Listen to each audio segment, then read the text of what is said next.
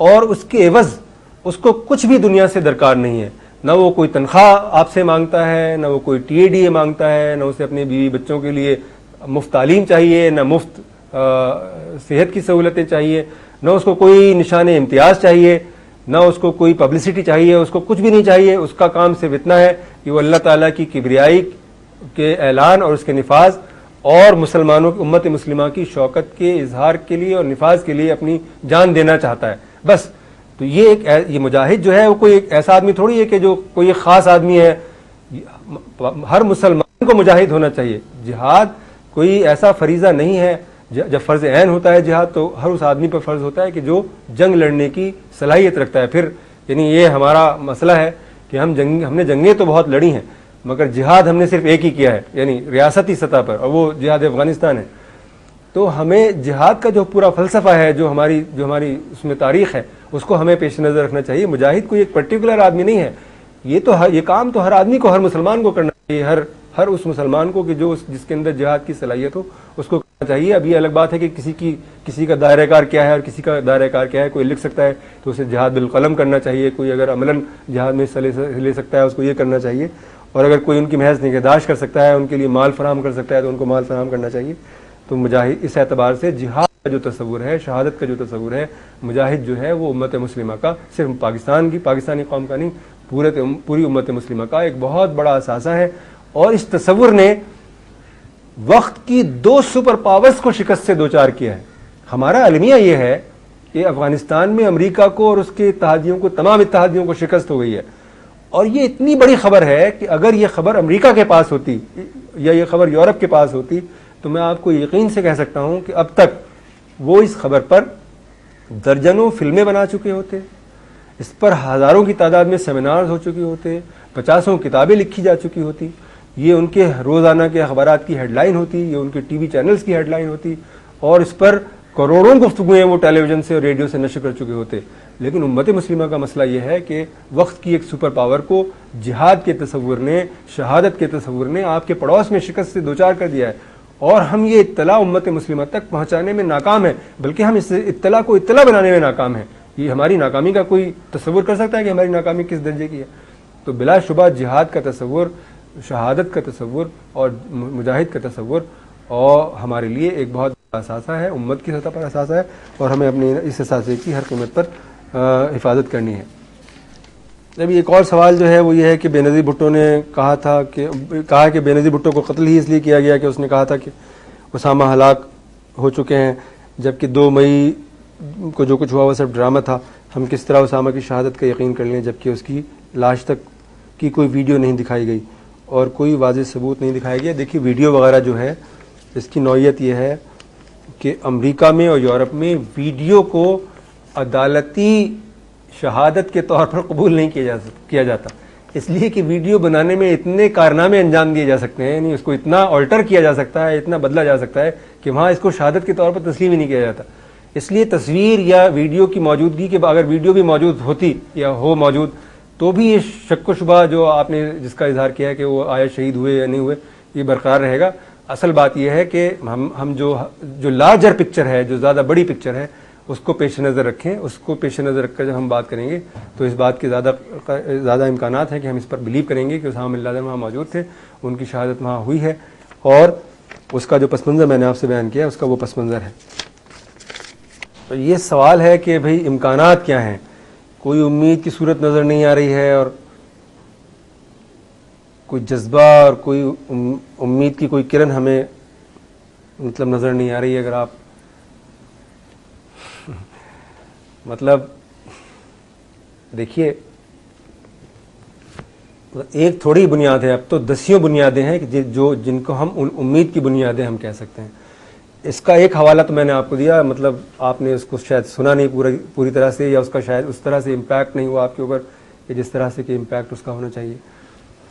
آپ کے پڑوس میں وقت کی واحد سپر پاور کو اس کے 48 یا 49 حمایتیوں کے ساتھ شکست ہو گئی ہے, اور اس بات کے بین الاقوامی مضمرات ہیں, یعنی اس کا اثر پوری بین الاقوامی زندگی پر, پورے بین الاقوامی بزنس کے اوپر مرتب ہوگا.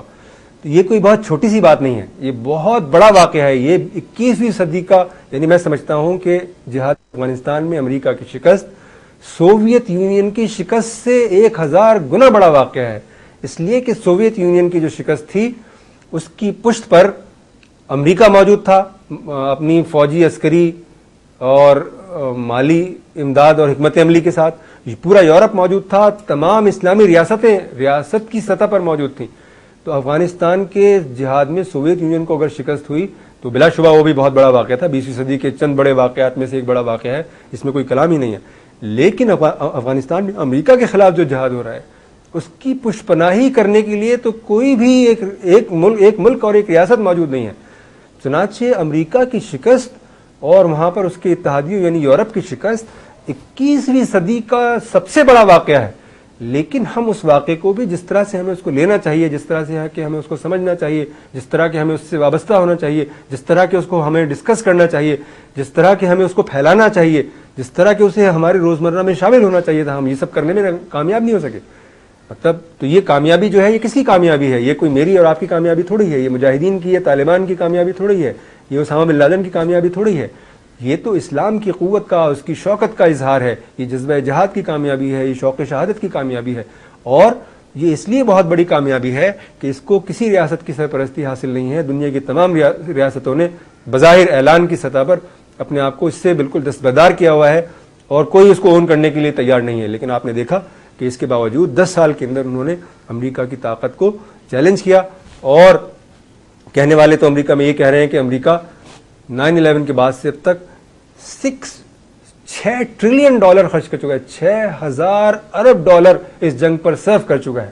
تو اگر ہم نے وقت کی واحد سپر پاور کو 6000 ٹریلین ڈالر خرچ کرنے پر مجبور کر دیا ہے، اس کے وہاں پر 5000 سے زیادہ یا 6000 سے زیادہ فوجی مارے گئے ہیں، 18000 سے زیادہ یا 20000 سے زیادہ فوجی زخمی ہوئے ہیں، اور اس کا عالمی امیج تباہ و برباد ہو گیا ہے، اور اس کو وہاں پر شکست ہو گئی ہے، اس کو یہ تک معلوم نہیں کہ وہاں سے واپس جائے. تو کوئی چھوٹی سی بات تھوڑی ہے، یہ تو بہت بڑا واقعہ ہے. اور اس میں امید کا، مسلمانوں کے لیے، پوری امت مسلمہ کے لیے امید کا ایک آدھ کرن نہیں ہے بلکہ ایک پورا سورج موجود ہے.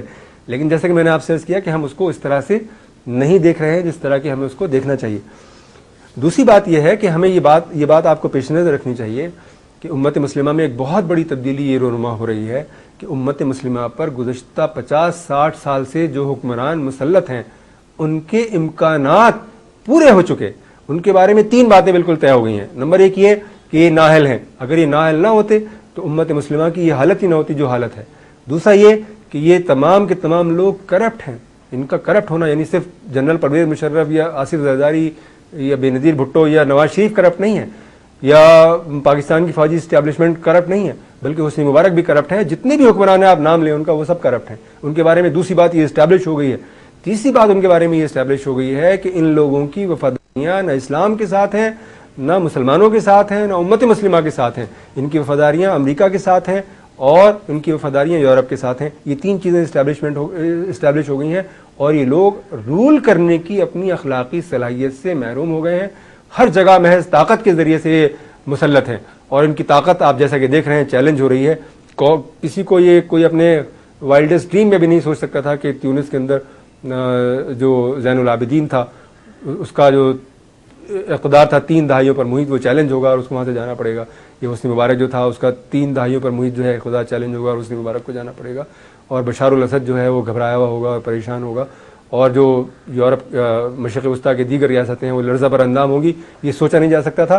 تو یہ جو تمام تبدیلیاں ہیں یہ بہت تاریخی نوعیت کی تبدیلیاں ہیں اور ان کی پشت پر کہیں نہ کہیں اسلام کی تاریخی یا اس کی تہذیبی قوتیں یا اس کی سیاسی قوتیں موجود ہیں. اور یہ بات ہمارے لیے بہت زیادہ امید افزا ہے. اس کے اندر ہمارے لیے بہت زیادہ امکانات ہیں اور ہمیں اللہ تعالیٰ سے دعا کرنی چاہیے اور کوشش کرنی چاہیے کہ ہم اس منظر نامے کو جتنا اور تابناک بنا سکتے ہیں اس کو اتنا تابناک بنائیں.